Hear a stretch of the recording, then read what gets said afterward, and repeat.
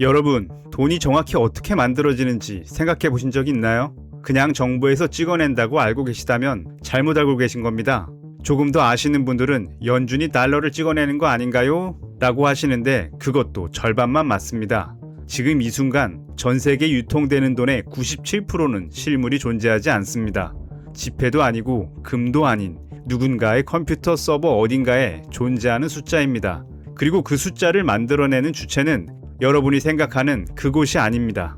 이건 절대 음모론이 아니라 연준 공식 문서에도 있고 경제학 교과서에도 나오는 내용입니다. 자, 그렇다면 질문을 하나 바꿔보겠습니다. 지금 여러분 통장에 찍혀있는 그 숫자, 실제로 존재하는 걸까요? 한국은행이 실제로 인쇄한 지폐와 동전, 우리가 손에 쥘 수 있는 돈은 전체 통화량의 겨우 3%에 불과하고 나머지 97%는 은행 시스템 안에서 숫자로만 존재합니다. 그렇다면 이 숫자들은 어디서 왔을까요? 그걸 이해하려면 먼저 돈이 뭔지부터 짚고 가야 합니다.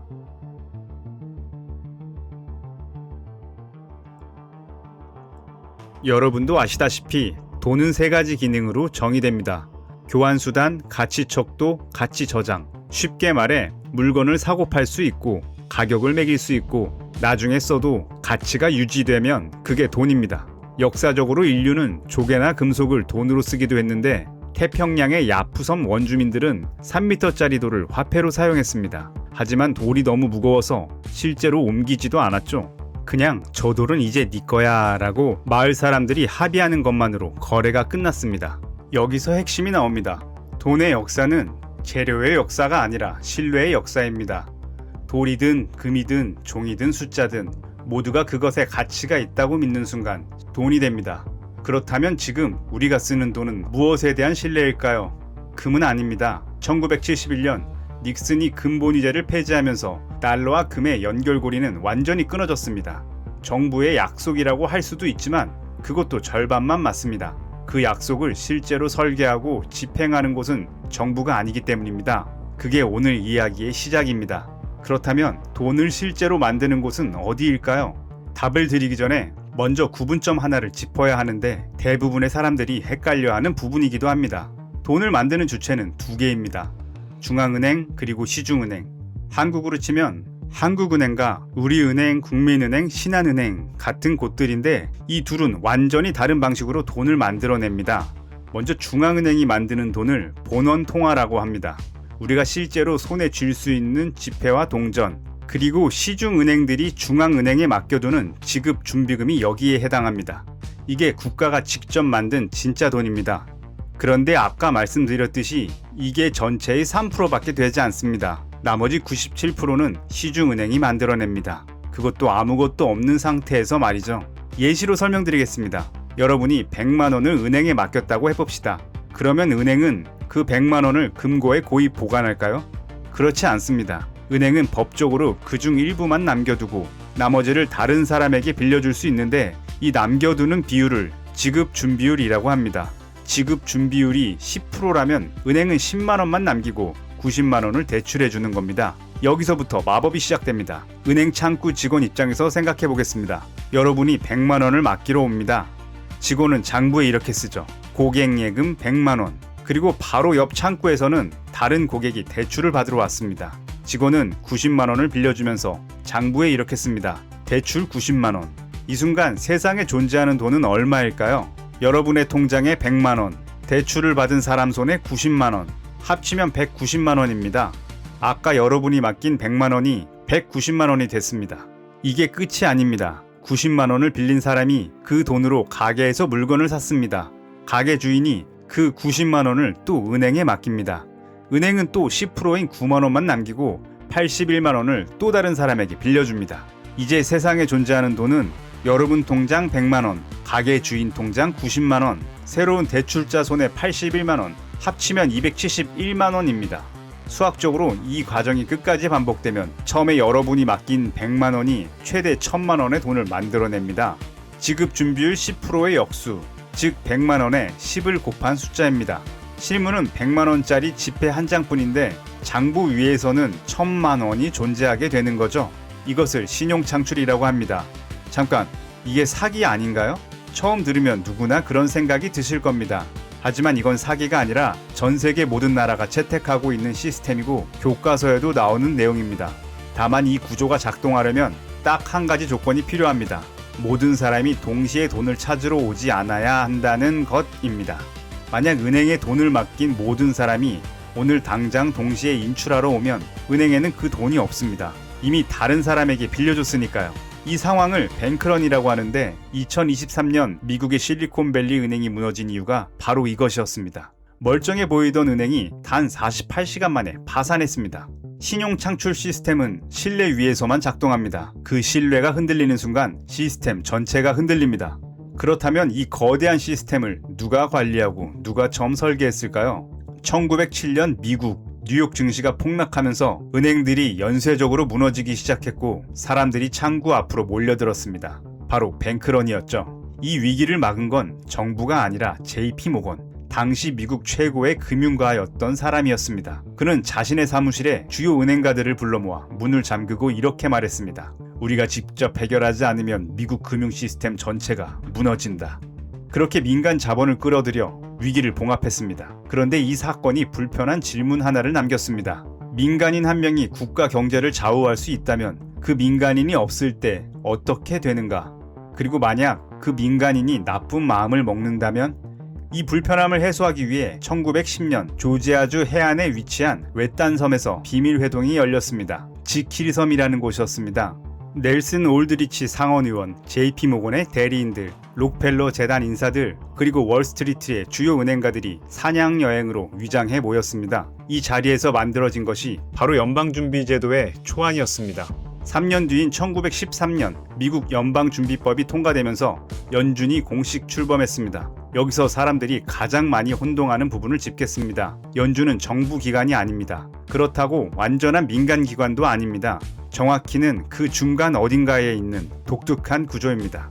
연준 의장은 대통령이 임명하고 상원이 인준합니다. 그 부분은 정부와 연결됩니다. 하지만 연준을 실제로 구성하는 12개 지역 연방준비은행의 지분은 해당 지역 시중은행들이 보유하고 있습니다. 주주가 민간은행이라는 뜻입니다. 그리고 연준은 정부 예산을 받지 않고 자체적으로 운영됩니다. 의회의 승인 없이 금리를 결정하고 돈을 풀고 조입니다. 이 구조가 바로 수많은 음모론의 출발점입니다. 하지만 이 음모론 쪽 오해인지 진실인지를 진행하기에 앞서 연준이 정확히 무슨 일을 하는 곳인지 짚고 가는 게 좋겠습니다. 많은 분들이 연준을 금리만 결정하는 것 정도로 알고 계시는데 실제로는 훨씬 넓은 권한을 가진 기관입니다. 크게 4가지로 정리할 수 있습니다. 첫 번째는 통화정책입니다. 가장 잘 알려진 역할이죠.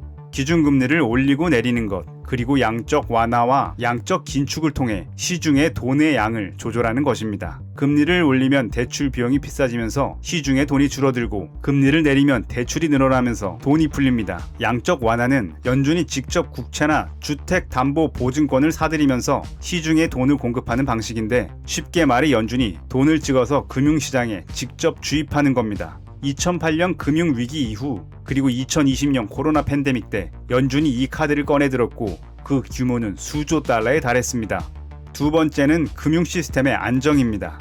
연준은 미국 내 은행들을 감독하고 규제하는 역할을 합니다. 은행들이 지급 준비율을 제대로 지키고 있는지, 과도한 위험을 감수하고 있지는 않은지를 모니터링합니다. 그리고 앞서 말씀드린 뱅크런처럼 금융 시스템의 위기가 발생했을 때 최후의 대출자로 나서는 곳이 바로 연준입니다. 은행이 돈이 없을 때 연준이 긴급으로 자금을 공급해 주는 겁니다. 이걸 최종 대부자 기능이라고 합니다. 세 번째는 달러의 결제 시스템 운영입니다. 여러분이 인터넷 뱅킹으로 송금을 하거나 카드로 결제를 할 때 그 거래가 실제로 정산되는 인프라를 연준이 운영하고 있습니다. 미국 내 은행 간 거래뿐만 아니라 전 세계 달러 결제의 상당 부분이 연준의 시스템을 거칩니다. 달러가 기축통화인 이상 이 역할의 무게는 미국을 넘어 전 세계적입니다. 네 번째는 고용과 물가의 이중 목표입니다. 연준은 법적으로 2가지 목표를 동시에 추구하도록 설계되어 있습니다. 물가 안정과 최대 고용. 이 2가지는 종종 서로 충돌합니다. 금리를 올려 물가를 잡으면 기업 대출 비용이 올라가면서 고용이 줄어들 수 있고 금리를 내려 고용을 살리면 물가가 다시 올라갈 수 있습니다. 연준이 항상 비판을 받는 이유가 여기 있습니다. 물가를 잡으면 경기를 죽인다는 비판을 받고 경기를 살리면 인플레이션을 방치한다는 비판을 받습니다. 어느 쪽을 선택해도 누군가는 피해를 봅니다. 이 네 가지를 종합해서 보면 연준이 단순한 금리 결정 기구가 아니라는 게 보입니다. 달러의 가치, 미국 경제의 온도, 전 세계 금융 시스템의 안정성까지 연준의 판단 하나에 달려 있는 겁니다. 연준 의장의 발언 한마디에 전 세계 금융시장이 반응하는 이유가 여기 있습니다. 이제 다시 잠깐 미뤄뒀던 연준 정체의 진실로 돌아가 보겠습니다. 결국 월스트리트 은행가들이 달러 발행권을 장악한 것 아닌가 라는 질문이 자연스럽게 나올 수밖에 없는 설계입니다. 그렇다면 연준 음모론은 맞는 걸까요? 틀린 걸까요? 정확하게 말씀드리겠습니다. 완전히 맞지도 않고 완전히 틀리지도 않습니다.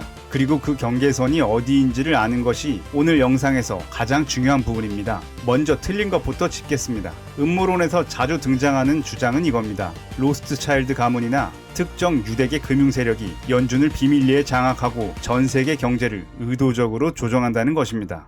이건 사실이 아닙니다. 연준의 의사결정 구조는 공개되어 있고 의장은 대통령이 지명하여 상원 청문회를 거쳐 인준됩니다. 금리 결정 회의인 FOMC의 결과는 회의 직후 전 세계에 공개되고 의사록도 일정 시간이 지나면 공개됩니다. 비밀 조직이 이렇게 운영되지는 않습니다. 그렇다면 맞는 건 무엇일까요? 연준은 설계 자체에 민간 은행의 이익이 깊숙이 반영되어 있다는 겁니다. 이건 음모가 아니라 역사적 사실입니다. 1910년 지킬섬에 모인 사람들이 월스트리트 은행가들이었다는 것, 연준을 구성하는 12개 지역 연방준비은행의 주주가 민간 시중은행이라는 것, 그리고 연준이 정부 예산 없이 자체적으로 운영된다는 것은 부정할 수 없는 사실입니다.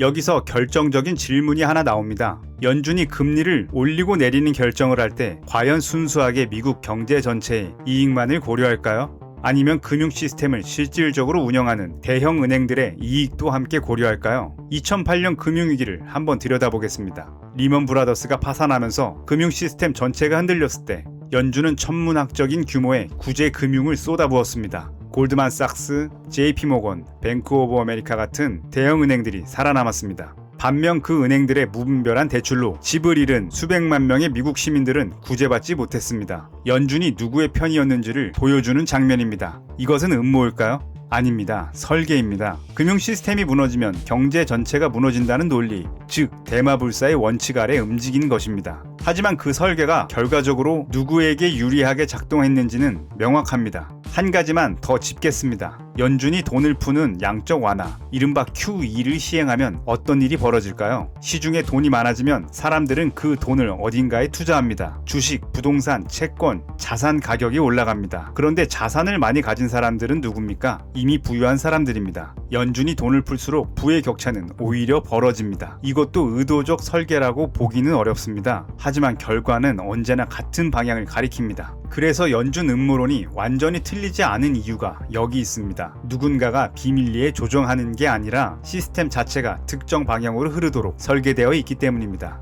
음모가 아니라 구조입니다. 그리고 그 구조를 이해하는 것과 모르는 것은 완전히 다른 결과를 나타냅니다. 그렇다면 이 모든 것이 여러분의 삶과 어떻게 연결될까요? 추상적인 얘기처럼 들리실 수 있지만 연준의 금리 결정 하나가 여러분의 월급, 대출이자, 집값, 그리고 노후 자산에 직접적인 영향을 미칩니다. 어떤 경로로 연결되는지 하나씩 짚어보겠습니다. 먼저 인플레이션입니다. 아까 신용창출 이야기를 드렸죠? 은행이 돈을 빌려주면 빌려줄수록 시중에 돈의 양이 늘어납니다. 그런데 돈의 양이 늘어나면 어떻게 될까요? 같은 물건을 사려는 돈이 많아지니까 물건 가격이 올라갑니다. 이것이 인플레이션의 가장 근본적인 원인 중 하나입니다. 여러분이 열심히 모은 100만 원의 구매력이 시간이 지날수록 조금씩 줄어드는 이유가 여기 있습니다. 돈을 그냥 저축만 하고 있으면 실질적으로는 손해를 보는 구조입니다. 2020년 코로나 팬데믹 당시 연준이 전례 없는 규모의 양적 완화를 시행했습니다. 시중에 풀린 달러가 불과 2년 만에 40% 가까이 늘어났습니다. 그 결과가 2022년에 나타난 40년 만에 최고치를 기록한 인플레이션이었습니다. 마트에 갔더니 장바구니 물가가 눈에 띄게 올라있고 외식을 한번 하면 지갑이 훨씬 얇아졌던 그 시기입니다. 연준이 돈을 푼 결과가 여러분의 밥상까지 영향을 미친 겁니다. 다음은 금리와 대출입니다. 연준이 기준금리를 올리면 시중은행들의 대출 금리도 따라 올라갑니다. 변동금리로 주택담보대출을 받으신 분들은 이걸 몸으로 느끼셨을 겁니다. 2022년부터 2023년 사이 연준이 금리를 0%대에서 5%대까지 끌어올리는 동안 한국도 덩달아 금리가 올랐고 월 이자 부담이 수십만 원씩 늘어난 가정이 한둘이 아니었습니다. 지구 반대편 미국의 중앙은행 결정이 한국의 월급쟁이 통장을 직접적으로 건드린 겁니다. 그리고 자산 가격입니다. 연준이 금리를 낮추고 돈을 풀면 시중에 넘쳐나는 돈이 갈 곳을 찾아 주식과 부동산으로 몰립니다. 2020년부터 21년 사이 전 세계적으로 주식과 부동산이 폭등한 것도 이 흐름과 무관하지 않습니다. 반대로 연준이 금리를 올리면 돈이 다시 채권과 예금으로 흘러들어가면서 자산 가격이 꺾입니다. 2022년 주식시장이 급락하고 부동산이 차갑게 식었던 것도 같은 이유입니다. 결국 이 구조를 이해하면 하나의 단순한 원칙이 보입니다. 연준이 돈을 풀면 자산을 가진 자는 더 부유해지고 돈을 저축하는 자는 상대적으로 가난해집니다. 연준이 돈을 조이면 대출이 많은 자는 고통을 받고 현금을 가진 자는 유리해집니다. 게임의 규칙이 바뀔 때마다 유불리가 달라지는데 규칙을 모르는 사람은 자신이 왜 손해를 보는지조차 모른 채 열심히만 삽니다. 이것이 오늘 이야기의 핵심입니다. 돈이 어떻게 만들어지는지, 연준이 어떻게 작동하는지, 그리고 그 결정이 어떤 경로로 내 삶에 닿는지를 아는 것. 이 구조를 이해하는 사람과 모르는 사람은 같은 뉴스를 보고 전혀 다른 결론에 도달합니다. 금리 인상이라는 세 글자를 들었을 때 막연한 불안을 느끼는 사람과 이제 어떤 자산이 유리하고 어떤 포지션을 취해야 하는지를 생각하는 사람의 차이입니다.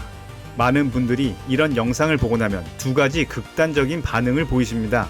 하나는 그래서 어쩌라고, 나 같은 개인이 뭘 할 수 있겠어 라는 무력감이고, 다른 하나는 시스템이 썩었으니 다 필요 없고 금이나 사야겠다는 과잉 반응입니다. 둘 다 이 구조를 제대로 이해한 반응이 아닙니다. 시스템은 썩은 게 아니라 반드시 설계자가 의도한 흐름이 있습니다. 그 흐름을 거스르려 할 게 아니라 그 흐름이 어디로 가는지를 읽고 그 방향에 올라타는 것이 현실적인 대응입니다. 구체적으로 말씀드리겠습니다. 첫째, 인플레이션은 현금을 가진 자의 적이라는 걸 이해해야 합니다. 연준이 돈을 계속 만들어내는 한 현금의 실질 가치는 장기적으로 하락합니다. 은행 예금 금리가 2에서 3%라도 인플레이션이 그보다 높다면 여러분은 저축을 하면서도 실질적으로 손해를 보고 있는 겁니다. 열심히 모은 돈이 가치를 잃어가는 이유를 이해하는 것만으로도 돈을 바라보는 관점이 완전히 달라집니다. 둘째, 연준의 움직임을 읽는 습관을 가지십시오. 연준이 금리를 올리겠다고 신호를 보내면 대출 비중을 줄이고 현금 비중을 늘리는 것을 고려해 볼 수 있습니다. 반대로 금리를 내리겠다는 신호가 나오면 자산 시장이 들썩일 가능성이 높아집니다. 이건 투자 조언이 아닙니다. 게임의 규칙이 바뀌는 타이밍을 읽는 기본적인 리터러시입니다. 셋째, 가장 중요한 것입니다. 부채를 두려워하되 올바른 이유로 두려워하십시오. 부채 자체가 나쁜 게 아닙니다. 시중은행이 신용 창출로 돈을 만들어내듯 부채는 적절히 활용하면 자산을 증식하는 도구가 됩니다. 부자들이 대출을 끼고 자산을 사는 이유가 여기 있습니다. 문제는 금리가 오르는 시기에 변동금리 부채를 과도하게 안고 있는 것이고, 금리가 내리는 시기에 지나치게 보수적으로 현금만 쥐고 있는 것입니다. 연준의 방향을 읽을 수 있다면 이 판단이 훨씬 명확해집니다. 오늘 영상을 한 문장으로 요약하겠습니다. 돈은 신뢰로 만들어지고 은행이 창출하며 연준이 그 흐름을 조율합니다. 그리고 그 조율의 결과는 언제나 이 구조를 이해하는 자와 모르는 자를 다른 방향으로 데려갑니다. 공부하지 않은 자의 자산은 반드시 시스템의 먹이가 됩니다. 여기까지 뇌PT였습니다. 영상이 도움이 되셨다면 구독, 좋아요 부탁드립니다.